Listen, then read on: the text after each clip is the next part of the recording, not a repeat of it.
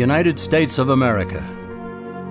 Born in 1776, our country is the offspring of a religious-based heritage of liberty under law. Blessed with great natural resources and a pioneer people given to industry and moral discipline, our nation grew to be strong and prosperous and developed the finest governmental system ever devised by man. America soon became known as the refuge of the world's tired, hungry, and poor. Millions left everything in the old world to start over in a land that rewarded initiative and hard work and perseverance. The many millions who didn't come here found comfort and hope in knowing that indeed there was such a bastion of freedom and opportunity, a place where dreams could become reality. Today, our nation appears wealthier and more powerful than ever. New technologies have revolutionized our daily lives. Luxuries once enjoyed only by the rich are commonplace and very affordable. Home ownership is widespread, and our people have the expectation of continued economic growth and prosperity. Yet more and more people are coming to realize that they may prosper materially only for a time because their freedoms are diminishing. The sobering reality is that America has been led far from its praiseworthy beginnings. Our people and businesses groan under a heavy burden of economic, political, and social problems, which are the result of a widespread departure from the fundamental truths that made our nation great. If the United States of America is to endure, citizens far and wide must once again come to understand, embrace, and live by timeless concepts called Americanism.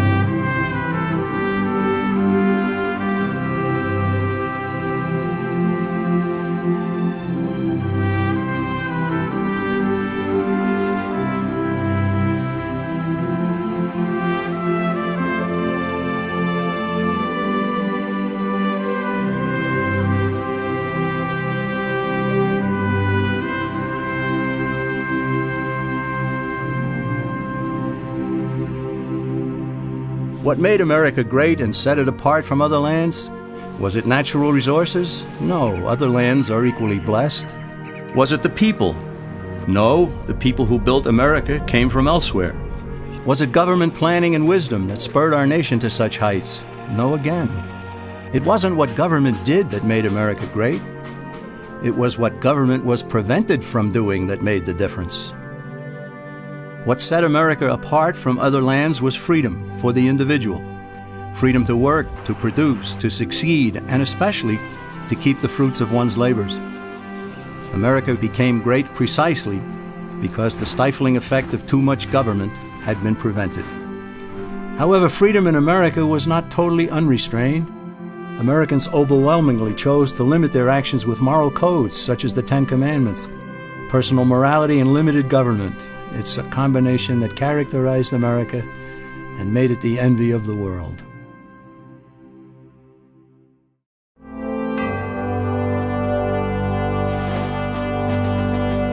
When our founding fathers decided they'd had enough of British oppression, they broke away and declared independence. They stated as self-evident truth in the Declaration of Independence that men are endowed by their Creator with certain unalienable rights. In other words, God gave man his rights, and that among them are life, liberty, and the pursuit of happiness. And in the very next sentence, the founders defined the proper role of government when they stated that to secure these rights, governments are instituted. This is the entire philosophical base of our nation. Here, the government cannot legitimately redistribute the wealth, assume power over the people's lives, and dominate man's existence with oppressive taxation, regulations, and controls. According to the founders, government was to be a negative force, which leaves people alone.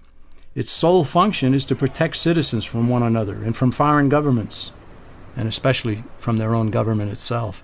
The founders did not create a government to be a positive force, to do things for people, to take from some, to give to others. They understood that when a government starts doing something for one citizen, it has to take from another to do so. And in the process, it gains control over both.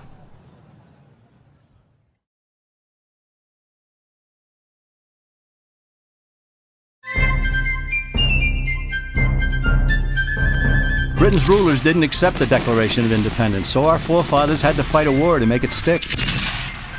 By 1783, the War for Independence had been won, and British forces were sent back across the sea. But the governmental system at that time was weak. It had no power to settle disputes between the states, nor the power to tax for proper needs, such as national defense. So in 1787, delegates from 12 of the 13 states met in Philadelphia to revise the system, and they produced an entirely new governmental structure known as the Constitution of the United States. Keeping faith with the thunderous assertions in the Declaration, the Constitution was written to govern the government, not the people, and not the states, each of which was a jealous guardian of its own sovereignty. The founders created a central government with strictly limited powers.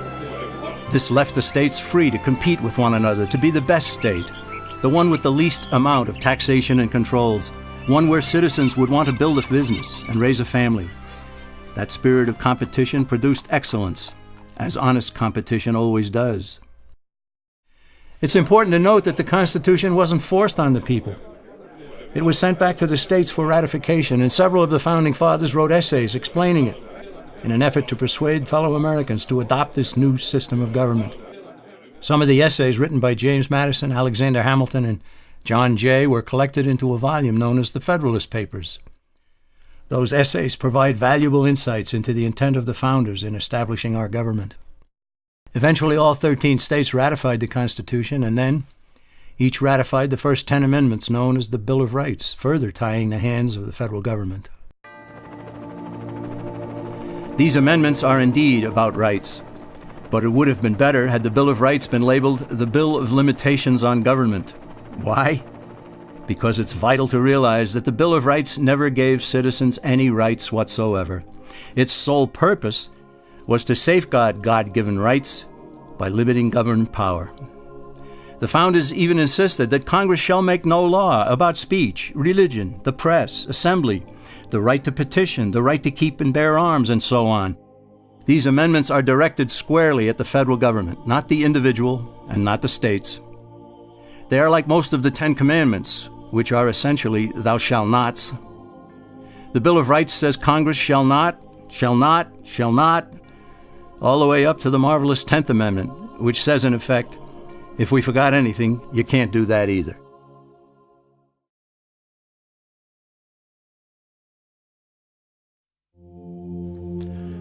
When Benjamin Franklin exited the Constitutional Convention, he was asked by a woman, "Sir, what have you given us?" His immediate response was, "A republic, ma'am, if you can keep it." Yet most Americans today have been persuaded that our nation's governmental system is a democracy and not a republic. The difference between these two is essential in understanding Americanism and the American system. Before we discuss political systems, however, it's helpful to address the confusion that has been spread about the political spectrum. Many have been led to believe that the political spectrum places groups such as communists on the far left, fascists or dictators on the far right, and political moderates or centrists in the middle. However, a more accurate political spectrum will show government having zero power on the far right to having 100% power on the far left. At the extreme right, there is no government. The extreme left features total government under such labels as communism, socialism, Nazism, fascism, princes, potentates, dictators, kings, any form of total government. Those who claim that Nazis and fascists are right-wing never define their terms. This amounts to spreading confusion. Toward the middle of the political spectrum can be found the type of government limited to its proper role of protecting the rights of the people. That's where the Constitution of the United States is. Those who advocate such a form of government are really constitutional moderates. So let's analyze the basic forms of government. They are monarchy or dictatorship ruled by one, oligarchy ruled by a few, democracy ruled by a majority, republic ruled by law, and anarchy, which is ruled by no one. In discussing these five, we'll see that they can be narrowed down to even fewer. Looking first at monarchy or dictatorship, this form of government doesn't really exist in the practical sense. It's always a group that puts one of its members up front, A king has his council of nobles or earls, and every dictator has his bureaucrats or commissars, the men behind the scenes. This isn't ruled by one, even though one person may be the visible leader. It's ruled by a group. So let's eliminate monarchy, dictatorship, because it never truly exists. Oligarchy, which is ruled by a group, is the most common form of government in all history. And it is the most common form of government today. Most of the nations of the world are ruled by a powerful few, and therefore oligarchy remains. At the other end, we find anarchy, which means without government. Some people have looked over history and found that many of its worst crimes were committed by governments, so they decided that having no government might be a good idea. But this is a mistake, because as the ancient Greeks stated, without law there can be no freedom. Our founding fathers agreed and held that some amount of government is a necessary force in any civilized, orderly society. In a state of anarchy, however, everyone has to guard life, liberty, and property, and the lives of family members. Everyone must be armed, and movement is severely restricted because one's property has to be protected at all times. Civilized people have always hired someone to do the guarding, a sheriff, a police force, or some branch of government. Once law enforcement was in place, the people were freer. They could leave their property, work in the fields, and so on. In short, the proper amount of government makes everyone freer. There are some who advocate anarchy, however, not because they want no government, but because they don't like what they have. They use anarchy as a tool for revolutionary change. The condition of anarchy is very much like a vacuum where something rushes in to fill it. These calculating anarchists work to break down the existing government with rioting, killing, looting, and terrorism. Tragically, the people living in such chaos often go to those best able to put an end to it and beg them to take over and restore order. And who is best able to put an end to the chaos? The very people who started it. The anarchists who created the problem then create a government run by them, an oligarchy, where they have total power. This is exactly what happened in Russia that led to Lenin taking total power, and in Germany where Hitler's brown shirts created the chaos that brought him to power. But anarchy isn't a stable form of government. It's a quick transition from something that exists to something desired by the power-hungry. It's a temporary condition, and because it isn't permanent, we eliminate it as well. The word democracy comes from two Greek words, demos, meaning people, and kratein, meaning to rule. Democracy, therefore, means the rule of the people, majority rule. This, of course, sounds good, but suppose the majority decides to take away one's home, or business, or children. Obviously, there has to be a limit. The flaw in democracy is that the majority isn't restrained. If more than half the people can be persuaded to want something in a democracy, they rule. What about republic? Well, that comes from the Latin, res meaning thing, and publica meaning public. It means the public thing, the law. A true republic is one where the government is limited by law, leaving the people alone. America's founders had a clean slate to write on. They could have set up an oligarchy. In fact, there were some who wanted George Washington to be their king. But the founding fathers knew history, and they chose to give us the rule of law in a republic, not the rule of a majority in a democracy. Why? Let's demonstrate the difference in the setting of the Old West. Consider a lynch mob in a democracy. 35 horseback riders chase one lone gunman. They catch him, and they vote 35-1 to hang him. Democracy has triumphed, and there's one less gunman to contend with. Now consider the same scenario in a republic. The 35 horseback riders catch the gunman and vote 35-1 to hang him, but the sheriff arrives, and he says, "You can't kill him. He's got his right to a fair trial." So they take the gunman back to town. A jury of his peers is selected, and they hear the evidence and the defense, and they decide if he shall hang. Does the jury even decide by majority rule? No, it has to be unanimous, or he goes free. The rights of the gunman aren't subject to majority rule, but to the law. This is the essence of a republic. Many Americans would be surprised to learn that the word democracy does not appear in the Declaration of Independence or the U.S. Constitution, nor does it appear in any of the constitutions of the 50 states. The founders did everything they could to keep us from having a democracy. James Madison, rightly known as the father of the Constitution, wrote in essay number 10 of the Federalist Papers, "Democracies have ever been spectacles of turbulence and contention, have ever been found incompatible with personal security or the rights of property, and have in general been as short in their lives as they have been violent in their deaths." Alexander Hamilton agreed, and he stated, "We are a republican government. Real liberty is never found in despotism or in the extremes of democracy." Samuel Adams, a signer of the Declaration of Independence, stated, "Democracy never lasts long. It soon wastes, exhausts, and murders itself." The founders had good reason to look upon democracy with contempt because they knew that the democracies in the early Greek city-states produced some of the wildest excesses of government imaginable. In every case, they ended up with mob rule, then anarchy, and finally tyranny under an oligarchy. During that period in Greece, there was a man named Solon who urged creation of a fixed body of law not subject to majority whims. But where the Greeks never adopted Solon's wise counsel, the Romans did. Based on what they knew of Solon's laws, they created the 12 tables of the Roman law and, in effect, built a republic that limited government power and left the people alone. Since government was limited, the people were free to produce, with the understanding that they could keep the fruits of their labor. In time, Rome became wealthy and the envy of the world. In the midst of plenty, however, the Roman people forgot what freedom entailed. They forgot that the essence of freedom is the proper limitation of government. When government power grows, people freedom recedes. Once the Romans dropped their guard, power-seeking politicians began to exceed the powers granted them in the Roman Constitution. Some learned that they could elect politicians who would use government power to take property from some and give it to others. Agriculture subsidies were introduced, followed by housing and welfare programs. Inevitably, taxes rose and controls over the private sector were imposed. Soon, a number of Rome's producers could no longer make ends meet, and they went on the dole. Productivity declined, shortages developed, and mobs began roaming the streets, demanding bread and circuses from the government. Many were induced to trade freedom for security.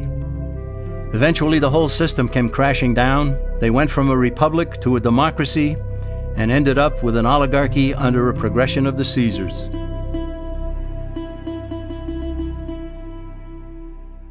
Thus, democracy itself is not a stable form of government. Instead, it is the gradual transition from limited government to the unlimited rule of an oligarchy. Knowing this, we as Americans are ultimately left with only two choices. We can keep our republic, as Franklin put it, or we will inevitably end up with an oligarchy, a tyranny of the elite.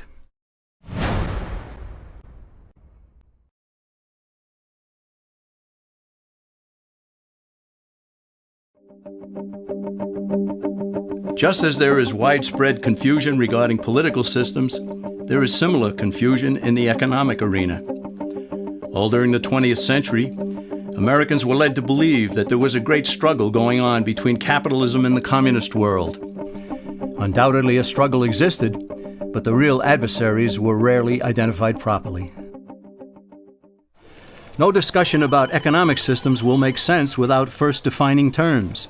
And one of the most basic terms in economics is capital, whose definition is the means of production.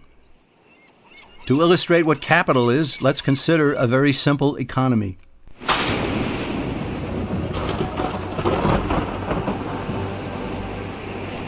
On the sands of a small island, a castaway has just washed ashore. He has no food and he's hungry. He searches the island, he finds no berries, coconuts, or anything edible.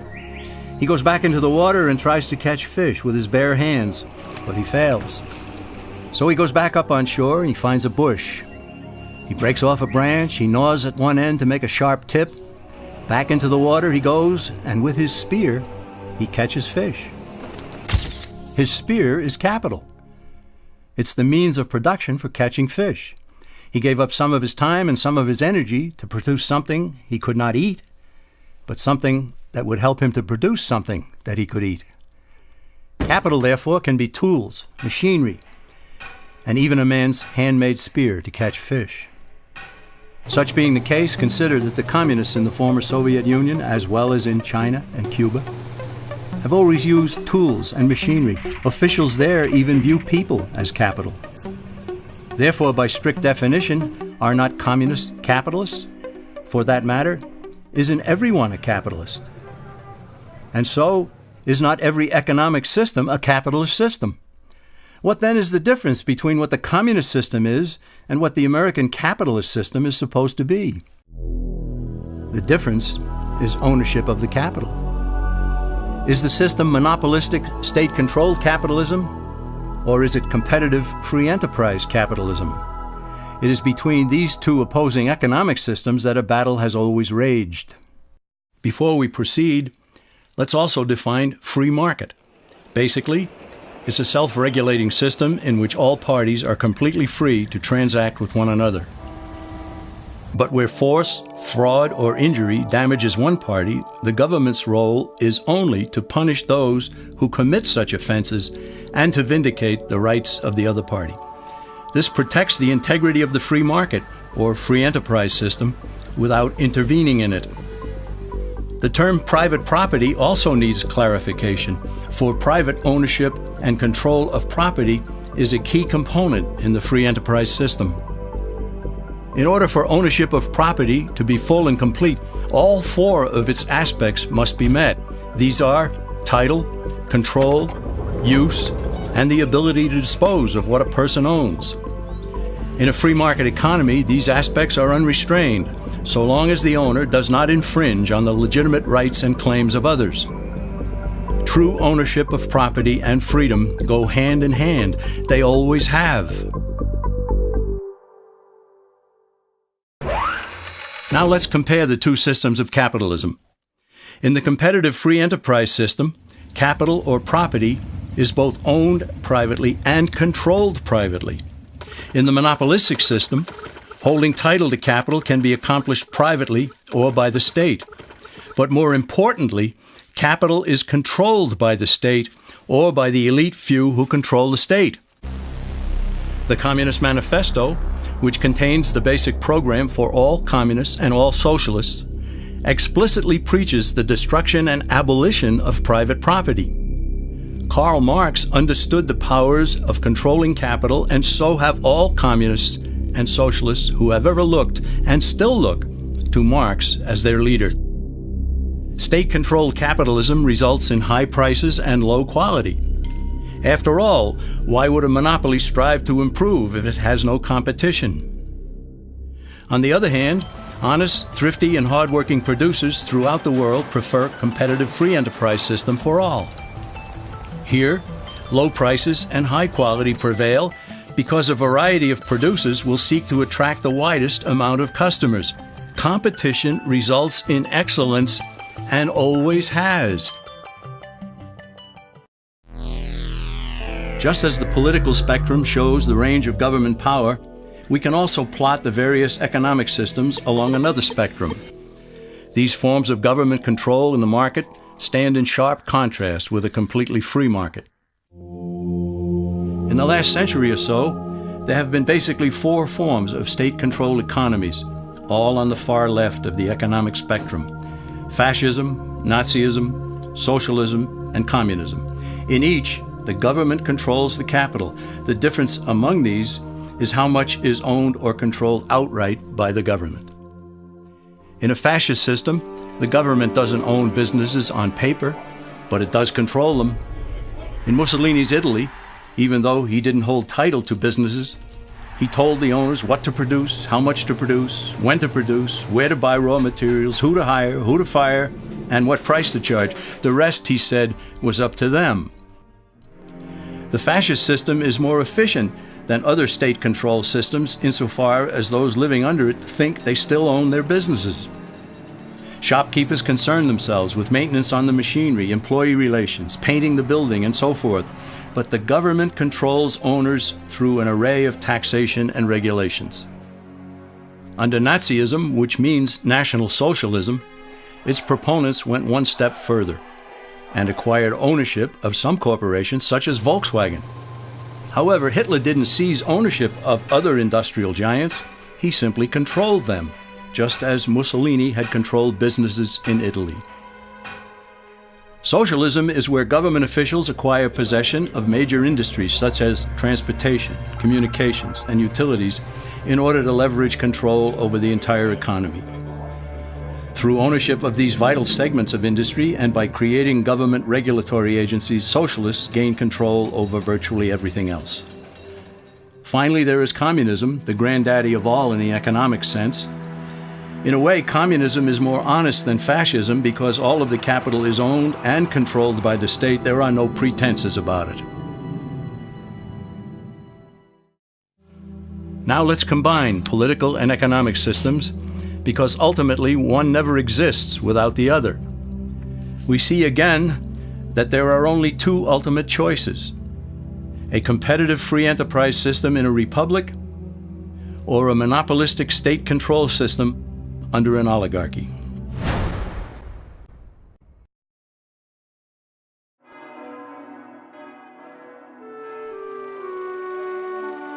A moral people have always been a vital element of America's strength. The Founding Fathers well understood the biblical teaching that righteousness exalteth a nation. They also knew that expecting a free market economy and limited government under a republic to endure without morality was expecting the impossible. James Madison cautioned that limited government alone was inadequate for our nation. And John Adams observed, "Our Constitution was made only for a moral and religious people. It is wholly inadequate to the government of any other." George Washington stated, "Reason and experience both forbid us to expect that national morality can prevail in exclusion of religious principle." Yet there are people today who think that liberty is license and that morality is unimportant or irrelevant to politics and economics. But as Benjamin Franklin added, only a virtuous people are capable of freedom. As nations become corrupt and vicious, they have more need of masters.